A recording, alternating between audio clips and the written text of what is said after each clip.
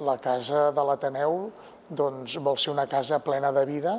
en la que la missió no sigui una cosa accidental, sinó que sigui veritablement una proposta i una iniciativa viscuda de manera compartida entre tots els que formem aquesta casa. Vàrem veure també la possibilitat de que realment aquesta casa, que aglutina realitats no només diocesanes de tota Catalunya, sinó